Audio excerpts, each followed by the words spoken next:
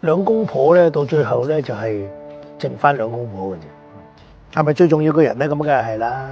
咁啊，因為佢係一個你個同伴嚟嘅，呢個係超越愛情噶嘛。咁你話好多人話怕老婆，即係你都黐鳩線嘅。你怕老婆多定怕生命多？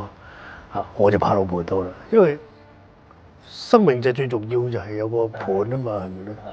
即係唔好諗到咧，即係佢喺度逼迫你啊！你唔好諗得佢咁負面，係嘛？尤其是而家移咗民啊，我好記得睇佢嗰個咩聖荷西謀殺案啊，有句對白就係咁樣嘅，係兩個人出到去第二度就係剩翻對方嘅咋咁樣嘅。啊，係喎，兩個人出到去就係剩翻對方嘅啫喎。即係其實你係怕嘅喎，即係都係怕嗰個怕諗到係 good wife good life 咁唔知真嘅。梗係咯，唔好話事啊，梗一個係你要負責遷就啊嘛。